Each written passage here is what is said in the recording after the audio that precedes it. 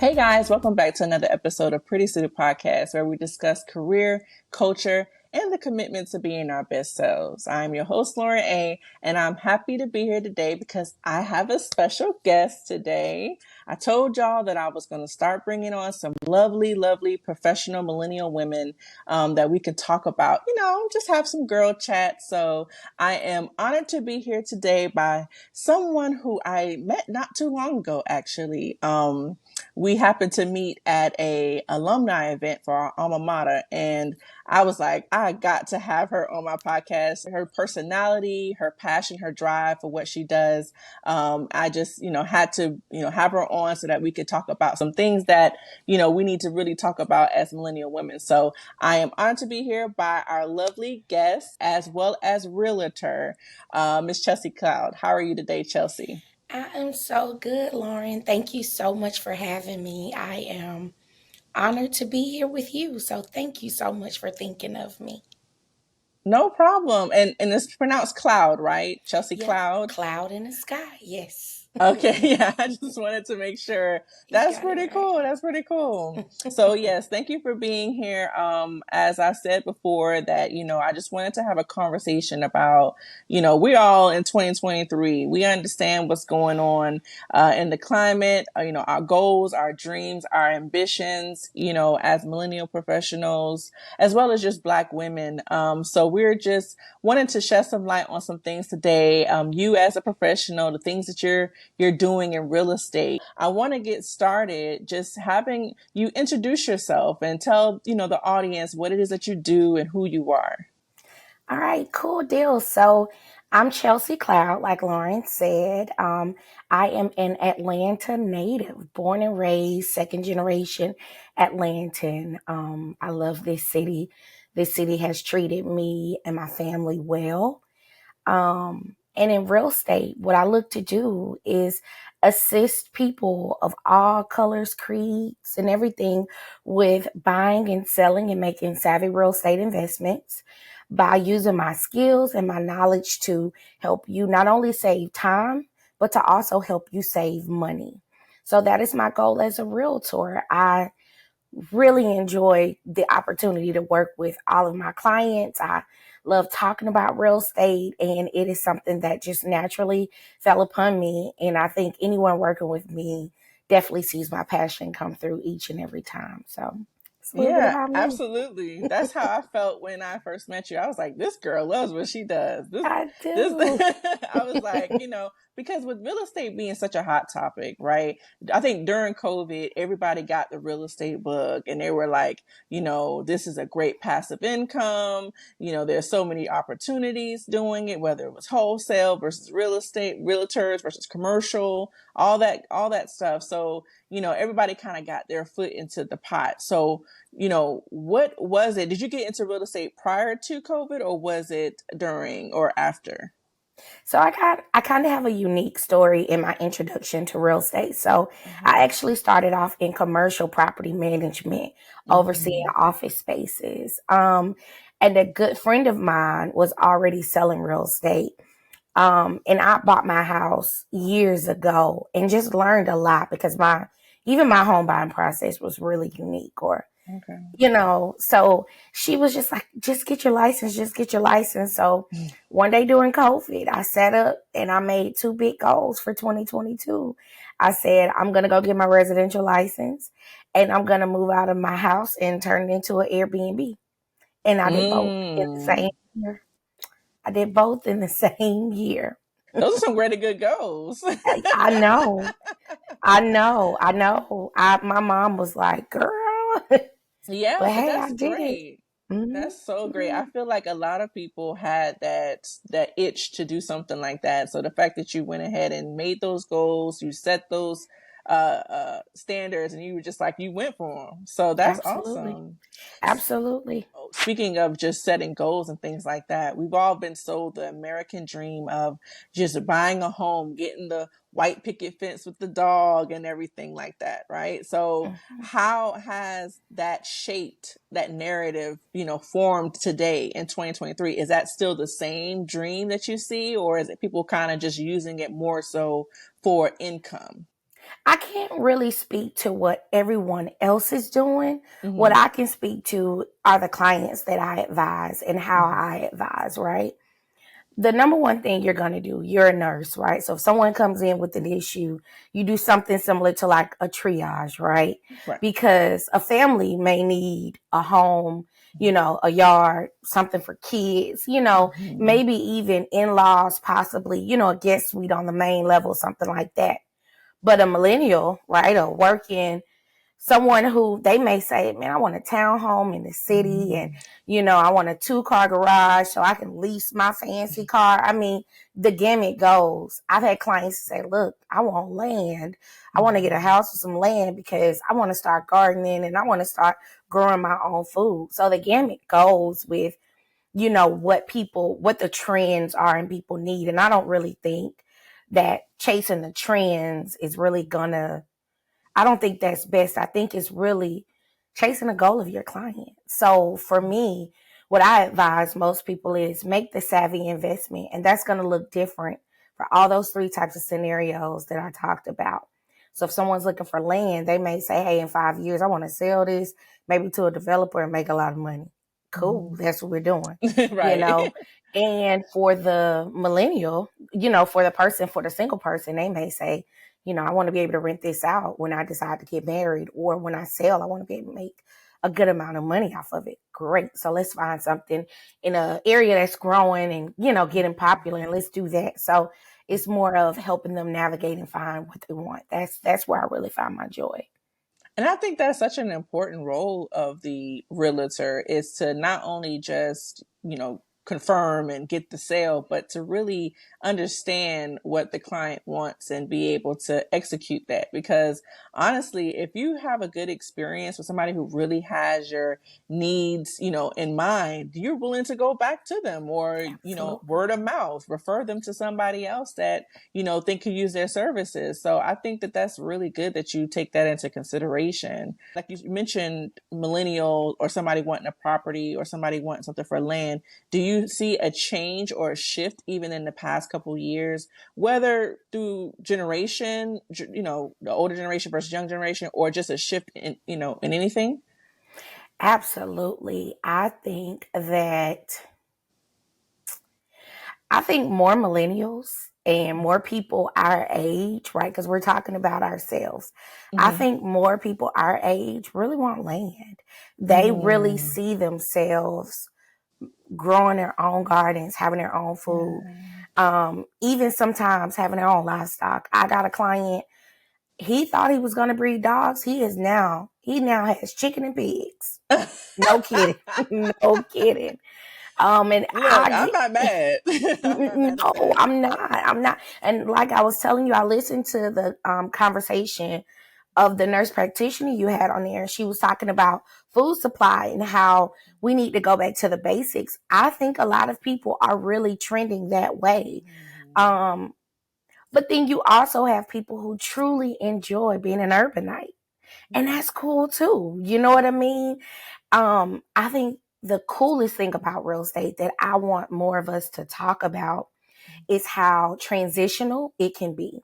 Mm-hmm. I know I lived through 2008, 2009 when homes were on the market for a year, squatters going, I lived Mm-hmm. through that. Yeah. And what I can say is lending laws and regulations have put us in a place where, you know, the qualified are the people that get to buy the home. So you don't have as many foreclosures. You don't have as many opportunities for things like that to happen. So it's not uncommon to find someone that bought a house in 2019 and they're deciding to sell in 2023.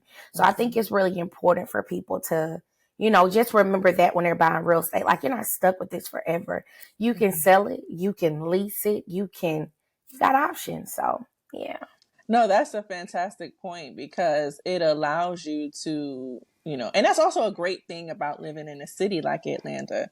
You're not really bound to a certain way of life. If you want to be an urbanite, you can. If you want to live on the outskirts and have more land, you can. So you have the options to do kind of what you want. And even like what you just did, a couple years ago of making an Airbnb, and if you want to live in there, you can. So you have the option to adjust yourself as needed. So that's really cool. Mm-hmm. I know that in recent headlines, we have seen the rises in costs of things, and that American dream seems like it's kind of slipping away for a lot of people.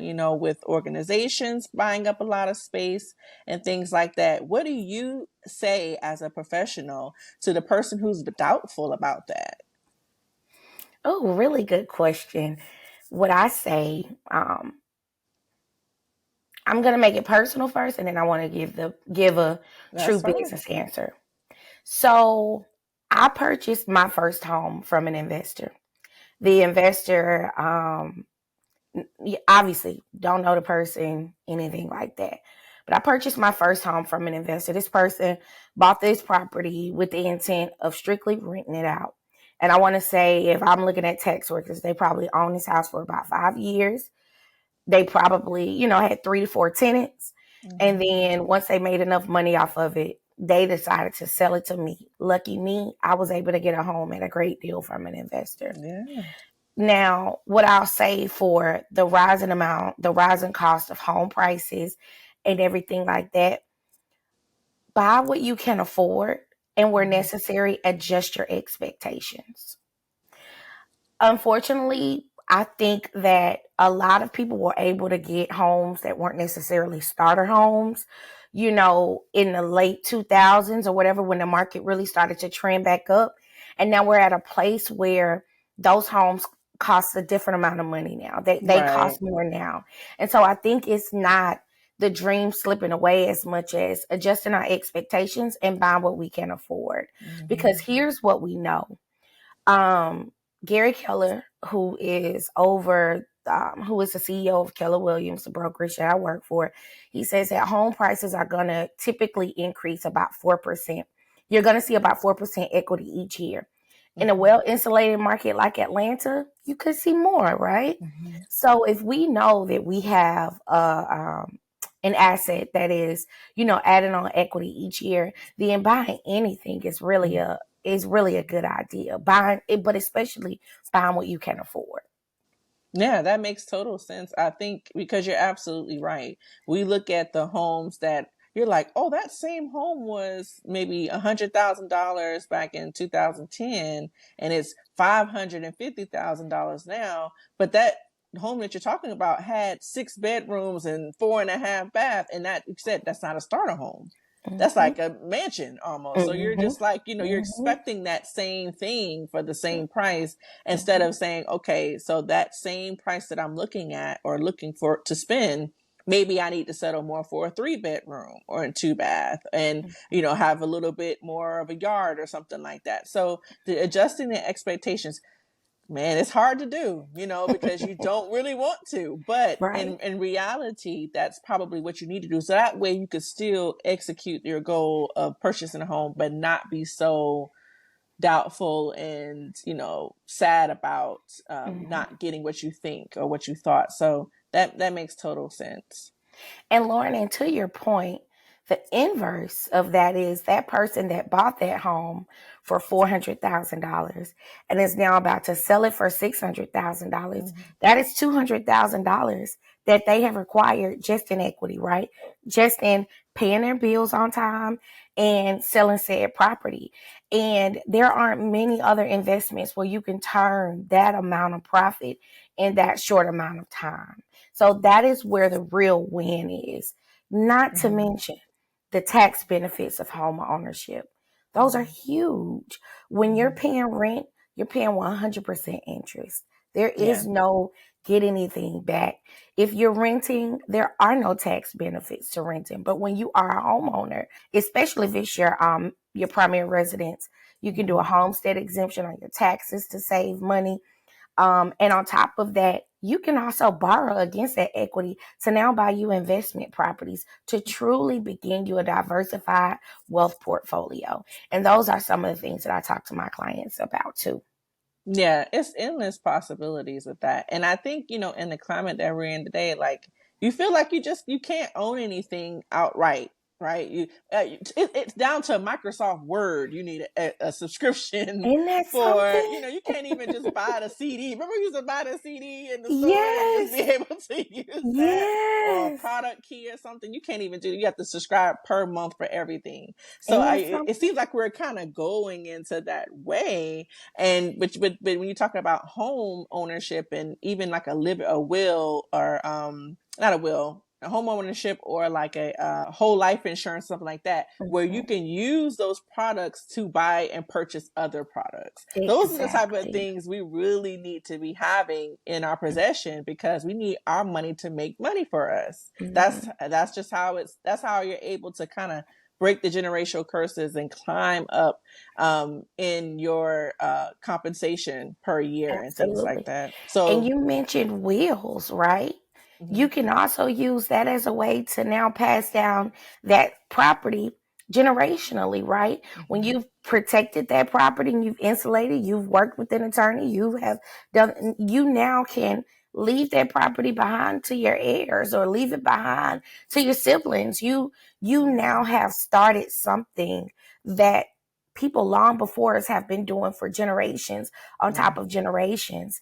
And so it's not just, oh, it costs so much. Well, mhm, the best things in life aren't easy, right? You know what I mhm. mean? And the best things in life definitely aren't cheap. You know what I mean? So Oh yeah. you kind of got to pay to play. But once you are in it and you start to see, you start to look on Zillow, you're like, let me look, so and Mhm, so's house down the street just sold. And then you start to see that appreciation in your own property. I know that's what happened to me when I bought my first property. I just knew it would be 10 years before I was able to have $100,000 in equity. Try about 3. And try okay. now, it's worth 4 times what I paid for See, that's amazing. it. That's amazing. Correct. Because how many times have we Correct. seen grandma, we have that conversation, and now grandma gonna lose her home, and Mm, all these things, and we don't really even talk about the passing down of these gold mines throughout our generation, throughout our families. So having trust and all these different things that we can buy into to keep the wealth within our family is super mhm. important. So I'm so glad you mentioned that. Absolutely. And even if we don't pass it down, at least sell it and put the money in a safe place. You know what I Mm-hmm. mean? Like I Mm-hmm. said, like I led with this discussion. Real estate is incredibly transitional, Mm-hmm. transformational, all those things. And I think that if we don't get caught up in what it costs to enter and we look at the benefits of the exit, right? When you get ready to Yes. sell, I think that's when it becomes a much more attractive thing to do, Mm-hmm. meaning home ownership. Change in perspective. I like Yep. it. Just a slight alter. That's Just a it. tad. That's Okay. it. Well, just a fun question here. Okay. I know you have shown many homes, right? And Mm-hmm. I've watched so much HGTV, it ain't even funny. Okay. So I'm whether you at a doctor's office or whether you someplace and it's just on, you like, oh, I choose house number 2, stuff like that, right? Just projecting your own stuff on the show. Every But time.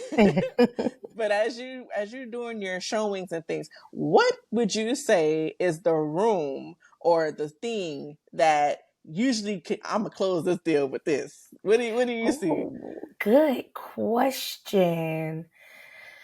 Um, I think people like to see updated. People love to Oh. see updated.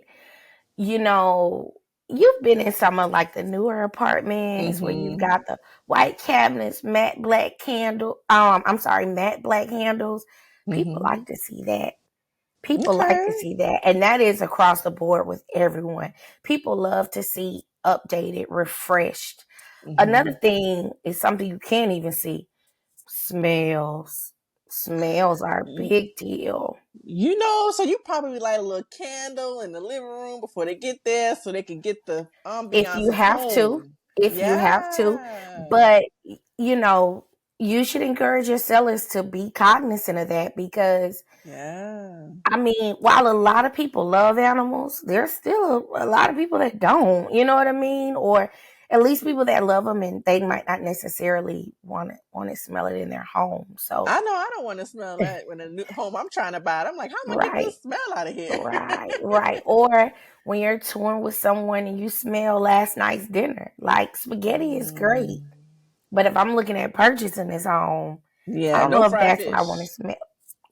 Hey now. No fried fish. No fried fish. Man. So yeah, but I would say kitchens sell homes. Master suites do too. I've had some clients to really tell me they got to have a home over a master suite. So I say those things are important. I like that. That is so true. I feel like because usually when you're walking into an empty space, whether it's an apartment or a home, you can kind of see your living room. Okay, the couch is gonna go here. This is gonna go here. Mm-hmm. But that kitchen matters because that's kind of already done a little bit. So I Mm-hmm. think that's why that's probably is the selling point because Mm-hmm. okay, this is what I'm getting. It's not Mm-hmm. about what I'm putting into it. So Mm-hmm. whether it's a granite countertop or stainless steel appliances or something like that, like you kind of like, okay, that makes sense. That makes Mm-hmm. a lot of sense. And remember, not every home you enter is vacant. Sometimes the owner is still living there. So it could be anything. So that's why it's so important to, when you're working with sellers to talk to them about, we want to keep this thing as vanilla as possible. We want people to be able to envision themselves in the property. So, taking everything off the countertops, all that type of Mm-hmm. stuff. Mhm. It's a whole science behind that. And Oh, you are yeah. so right. You are so right. Because people want to be able to see themselves in there. Absolutely. So, yeah, Absolutely. that makes a lot of sense. Speaking of Atlanta and the great city of Atlanta, did you just hear that Usher is going to be, he's an Atlanta native. He's going to be at the Yes. Super Bowl. I'm really excited about that. Really How do you excited. feel about that? So, all the celebrities, I feels like they all moved here at a Mhm. certain point. Did you see like an influx of, the properties, what they're buying, where they're living? Did you just kind of see anything in changes once you saw that mass like migration here? No, not really. I mean, Atlanta has been so it has every time you think you have a pulse on Atlanta, it quickly changes, right? Like I think Mm-hmm. about even like leaving grad school and I think about just what it looked like. Film and TV was on the rise, but now it's like it's here. Like Yeah. it is here, you know what I mean? So not only do we have music, but now we have TV. Like Yes. and it is just not inside of the city. We've got Tyler Perry Studios right in Southwest Mm-hmm. Atlanta. You've got another big movie studio coming in Douglasville. You've Yeah. got Trillis out in Fayetteville. I Mm-hmm. mean, you really like it is. I won't say I can't. I've never lived in LA, so I definitely won't say it's like that. But I will say it is not uncommon for you to walk somewhere and see a celebrity. Like we are not, Yeah. yeah, Yeah. we It don't doesn't even faze fangirl me at this anymore. point We anymore. don't fangirl anymore over No, not that. at all. But Mm-mm. I think the real interesting part about it though, I like you said, I don't fangirl over anybody. It's not that deep. I think maybe the only person I might fangirl over is probably The Weeknd. I just love him. But Really? that's it. That's it. But anybody else, I'm like, okay, what's up? I gotta give you Denzel for me. I gotta give you Denzel Okay. He's throwback Bay. He's and throwback Bay. but his son. Oh, Yeah, you John David. know, John. Yes, I feel you on that yes, one. I feel you on yes, that one. So but I yes. think that the real benefit though of the different companies and entertainment stuff moving here is like you have commercial real estate that you could delve into, that you could just, whether it's Microsoft coming, Amazon, and all these large, properties. I think that it's pretty cool that you could kind of like play with it. Even podcast studios, I've seen a uptrend in, different podcast studios, or like places where people could do photography studios, things like that. Like, it's the sky's the limit, It honestly. is. It is. Peer space. You've got all of those Mm-hmm. types of platforms for people to really just, take advantage of their creative craft and go forward here in Atlanta. And I really love that for us. I love that people can come here and like truly be who they want to be. And yeah, I Mm-hmm. think it's pretty dope. I think it's pretty Same dope. here.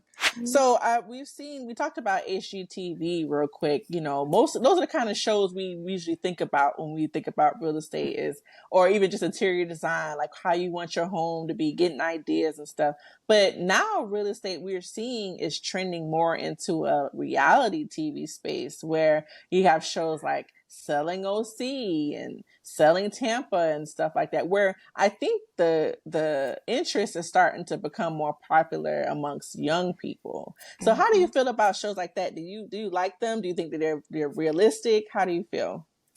I definitely like the shows. I mean, if I had to pick between, like comedy or whatever, I'm going reality all day long. So Okay. I definitely like the shows. The thing I like most, and the reason why I had a really good guy friend to tell me, you need to start watching this. I love their confidence. I love their Mm, confidence. And when you are working with someone on what tends to be or what can be the largest financial transaction of their life, yeah. you had better be confident when you present options to them. You had better know what you're talking about. And I do training all day long. If you follow me on Instagram, you see if I'm not earning, I'm learning. I mean, it is my thing. But what I love is the confidence that these people have. And, when they're not in front of clients, I love that they have the same feelings that I have. Like, oh, do you think I could have said that better? Because Hmm. imposter syndrome is real. It peeks in everywhere. So for Yeah. me, that's what I like about it. It's like they too struggle with, making sure that they are presenting the best options for their client, that they are negotiating the best for their client. So that's what I actually like the most about them. And looking at the pretty properties ain't bad either. You know what I mean? Oh yeah. You You know, talk about mansions and stuff. Those properties, right. you're It's like, levels to dang. this. You know what I mean? It's levels to this. So, And I yeah, love what you said. I absolutely love what you said about, if you're not earning, you're learning. oh, And I yeah, think that is just a gem that you just dropped, and put it in your. I'm gonna pick that up and put it in my pocket, put it in honestly, there. because I think that's super important. I don't care what profession you're in. Hmm. If you want to become good at it, if you want to become great at it, if you want it to be your livelihood, if you want to maximize your ability to, be compensated and receive profit off of it, you have to stay up to date with the best route, be efficient, be effective, and how you go about doing that. So you have to stay in the know, stay as a student of the game, honestly. Absolutely. I like that. Absolutely. And the benefit is not for me. It is for the clients that I get to serve. And that is why I do what I do. I mean, obviously, I'm kind of geek squad myself, but it's Me too. Me too, I girl. know, I know, but it really benefits the people that I get the opportunity to serve. That's what's important to me. Awesome. So Chelsea Cloud, you're doing good things in real estate. You seem to be, very passionate, like I said, about what you do and your craft. What is the future look like for you? What does the future look like for you? What do you see yourself doing? What are your goals, in the coming years in your profession? Oh, look at there. So this is let's let this be a vulnerability moment for me. Okay. So you mentioned brand, right? And if you follow corporate anything, right? Think about, how some of the big companies started off.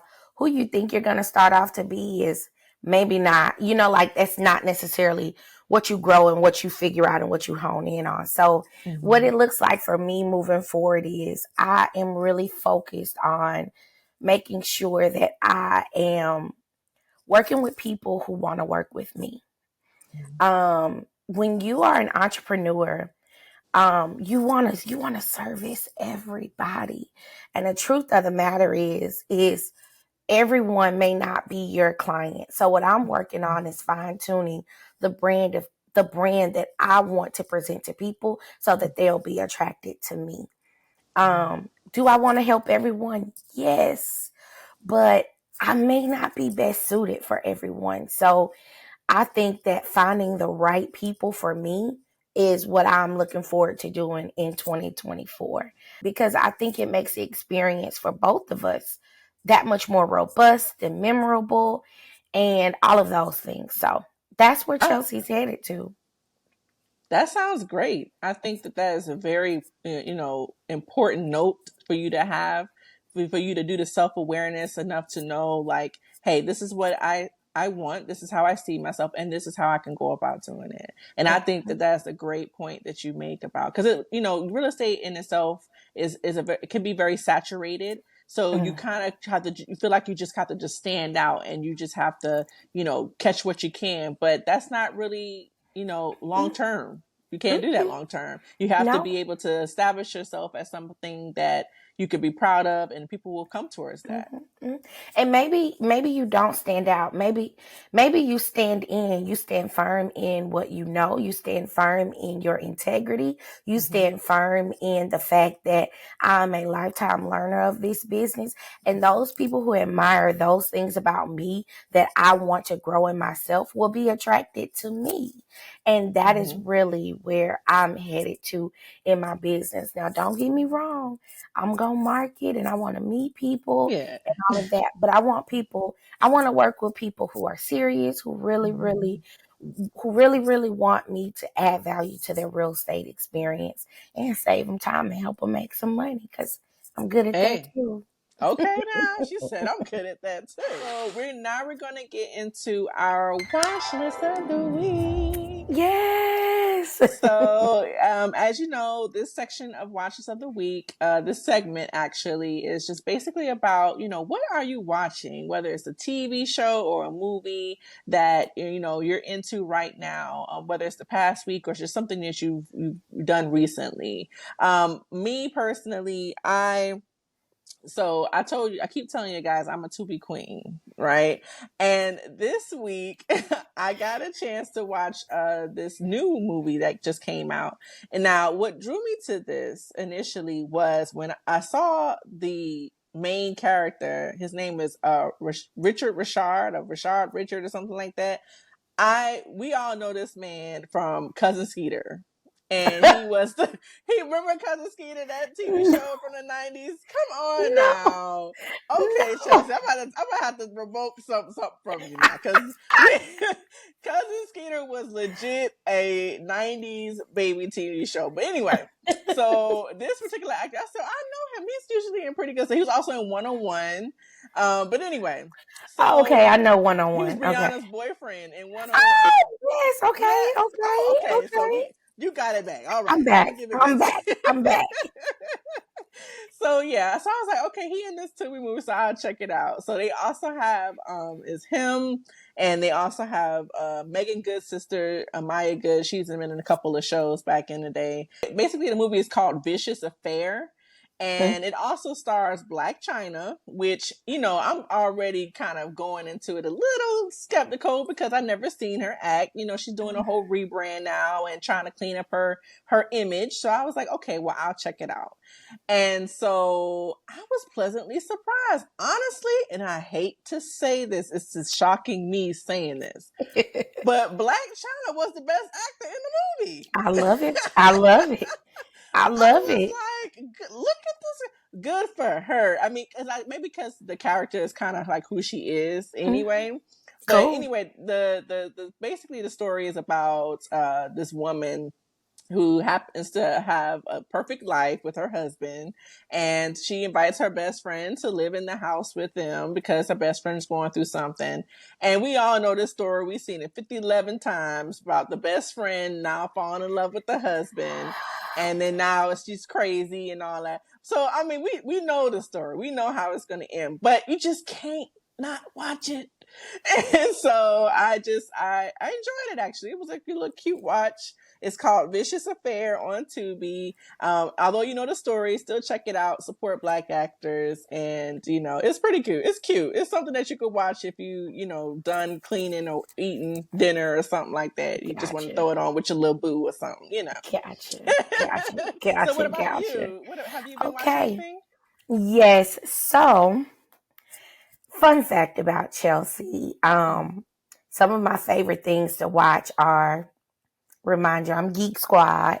Okay. I love documentaries and I love the news. I love like real people interviews. So like Okay. growing up, I was watch Oprah with my mama, and in the summer you would watch Ricky Lake, Jenny Jones, Maury Yes. Povich. Like I'm one of those type of women. Yes. So what I've been tuned into, and I'm like really on this self-discovery journey with, again, building a brand, and I want to Mm-hmm. make sure that I'm bringing like the most positive mindset to my business at all times. So I've been tuned into Kevin Hart's Heart on Peacock.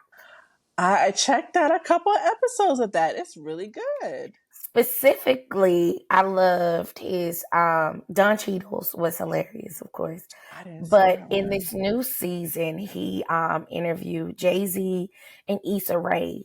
And Issa Mhm. Rae, she just I love her.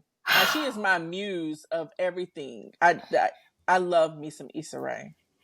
when I tell you, listening to her interview made me feel like I'm understood. Mm-hmm. One Mm-hmm. of the things she talked about is, how she's grown so much in entertainment. And, a lot of people are like, hit me up. Let me know if you have any questions. And she's Mm-hmm. just like, no, I ain't going to hit them up. They too busy. They don't want to hear from me. Or no, I'm not going to call them. Still, And shockingly, to this day, she still feels like that. And Kevin Hart is like, no, I do want to hear. Like, I'm not puffing. Like, when I say, call me if you need ideas, call me if you need me, I'm serious. And when you are in a field, even the field that I'm in real estate, people will tell you, just call me if you got questions. And you're like, these people don't have time for me. Yeah. And the truth of the matter is, people want to pour back into people that they see pouring into themselves, which Mm-hmm. furthers the point of I want to always be a learner, because, you know, you never want to go and say, I don't know anything about this. It's better to say, this is what I know. Can you help me from here? And so he was encouraging her to like reach out. Like, these people are not just telling you anything. They want you, they want to see you do well. And she's just like, I don't believe it sometimes. You know what I mean? It's hard. So anyways, I loved her interview, and I love Jay-Z's interview about, when you make it and your family and your friends start to ask you, give me Mm-hmm. $25,000 to start Right. this business. He's like, Like, dang, it used to uh. be $20. Now we jumping to 25,000. So yeah, he talks about like money management and like how you manage the expectations of your time and your presence around the people that you love. So those were the two interviews I love, but I love that series. And he has a sommelier on there, a psalm on there, talking about wine and spirits are my thing. So all into it, He has a all song into it. about wine. A Kevin Hart. psalm, like a wine Oh, connoisseur, a sommelier. Oh, sommelier. sommelier. Oh, Mm-hmm. yes, yes, yes. Yes, Oh, so yes, he has yes, him on yes. the show too. Uh-huh. Mm-hmm. Oh, that's awesome. Yeah, Yep. I like that. I like that. The because I think the background may be kind of like woodsy a little, so he Mm-hmm. probably has that. That makes sense. That Yeah. makes sense. It's nice. It's nice. It's a good evening. Like, I had a rough day. Let me hear some positive stuff. It'll get Mm-hmm. you right. It'll get you right. I like that. No, I'm gonna check that out. I've heard so much about the Don Cheadle episode that I wanted to, especially that meme that goes around when he was like, "How old are you?" Listen, listen, I gotta check that out. listen. I think I watched that thing a dozen times. It never gets old. never gets old. No, he's like funny in like a subtle way. He could be funny like in the rambunctious way, but John Cheadle, he's a slept on comedian too because He he's hilarious. is. So where can you find this show? Where is it? What does it play on? It's on Peacock. Oh, Heart to okay. Heart on Peacock. So yeah, if you subscribe there, that is where you find it. Okay. Well, now we're going to get into our tune of the week. So this week's tune of the week for me is I have been, and if you've seen my Instagram stories lately, I have been heavy on Diddy's new album, the Love album. That has been in my Serato for the past, I guess it came out on Friday or the Friday before last, but it has been just nonstop plays on Mm-hmm. my in my house, in my playlist, in my car, and the whole album collectively is kind of, to me, is like divided into a young section and an older section. And what I mean by that is I think the first half of the album is geared more towards a younger sound. You have younger artists, newer artists, and it sounds a little bit modern, right? And for me, I'm not that modern. I prefer more of an old school sound, more of a quality sound, honestly, versus a more digitized, auto Mm-hmm. tuning type sound. Mm-hmm. So the first part of the album is not that bad. It's maybe one or two songs I pulled from. But that second half, he pulled out his black book, his Rolodex, and he was like, "Who can I call?" And he called the heavy hitters, the Ty Dolla Signs, the Mary J. Blige, the Tiana Taylors, the Hers, the Justin Biebers. And when I tell you that second half is just awesome, it's very, very mature. You have a lot of great samples. It's very mellow. It's just very remnant of what R&B used to sound like. And I think everybody across the board kind of has the same feeling that this was one of the greater albums that we have heard in the past couple of years, especially R&B. And when you have all these different voices on here too, sometimes it can get a little muddy and you're like, where are you going with this? Right. But I think he did a really good job production wise of just pulling all of these different talents together and creating a really good body of work. One of the songs that really surprised me from the album that I play often is the Jeremiah song. It's called Boo Mm-hmm. Hoo. Mm-hmm. I was totally surprised by this song per se because it's Jeremiah has a sound, right? We all understand the bed, birthday sex and all stuff like that. But this song kind of sounds a little bit more like something Miguel would sing or something like that. So you're like, is that Jeremiah? This is not something that he would do. So he kind of stepped outside of his box on this song. It's very sultry, and it's something that you definitely want to have on your grown and sexy playlist. And I definitely have been playing it. So check that out. It is Jeremiah on the Diddy's Love album. It's called Boohoo. So what about you, Chelsea? What have you been listening to? So I did give that album a listen. I did a Mm-hmm. road trip over the weekend and I just listened to the Killer Mike album. Does it That's for another me. good one. That's Does it for another good me. one. I'm Atlanta, baby, and it's giving Atlanta beginning to end. You will never lose with an Andre 3000 feature. Are you kidding Never. me? Like, never. So, yeah, it's Killer Mike's album for me. And because I was driving safely, I wasn't looking at titles, so I can't tell you what my favorite is, but the whole album was a bop. It was a It really bop. was. I actually listened to him. He was on Joe Budden's podcast not too long ago when he was doing promotion. And he basically said, to sum it up, he needed a classic album. You go through your whole rap career. He's been doing it for, over a decade at this point.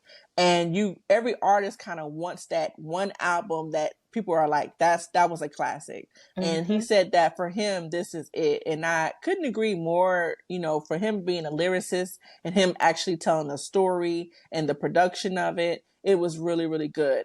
I would honestly say, and I'm not a Killer Mike fan, like musically, but I've usually just, I'm fond of his features. But I actually listened to that album. I think it's called Michael all the way Mm-hmm. through. And it was actually really good. And like you said, you can't fail with Andre Three Stacks. Like he is a GOAT, and he wasn't too far away. And he Mm-hmm. kept up with him too. So I was happy about that. Quick story about Andre 3000. I was working at a bookstore back in the day, and I actually saw him. He came into the bookstore. Oh my gosh. He came in with his son, actually, the son that he shares with Erykah Badu. And let me tell you, that boy looked just like the both of them put together. It's crazy. But when I tell you, I stopped in my tracks. I I know was you like, did. is that Andre? Well, I'm gonna tell you, he's like one of my top five. So Yeah. I froze in that moment, but I did speak. I wasn't that much of a nerd.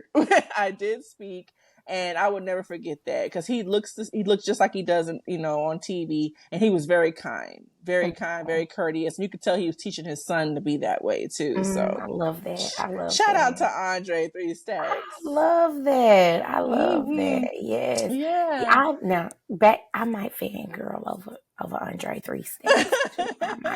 I might not have kept it as G as you. I might have. Okay. Girl, I definitely, it took me a minute. It definitely took me a minute for sure. But thank you so much, Chelsea. I really appreciate you being, on here today and sharing your story, sharing your passion, and your personality, with me. I really do appreciate that. Where can people find you? Oh, you can find me opening doors all. No, I'm joking. So you can find me on Instagram. I'm at Chelsea Sells the ATL. That's Chelsea spelled just like Chelsea, New York. Sells the ATL. I'm also on Facebook, but I do most of my interactions with anyone looking to meet me, follow me, and learn more about me. I'm pretty much on Instagram, so follow me there. I will do. Well, you've heard it here. Thank you again, Chelsea, for your time. I really, really appreciate it. Any last words that you want to say before we get out of here? Um, just thank you again for having me. I really hope that, people are able to kind of learn a little bit more about me and, in my conversations with you and just understanding why I absolutely love this city, how much I love what I do and how much I would love to assist them in making the largest financial purchase of their life. I'd love to help. Well, Absolutely. I got to leave you with these final words. You cannot manifest anything you don't feel worthy of. So create the life that you want and look to the sky for grace. Until next time, have a good one. All Bye. right. Bye-bye.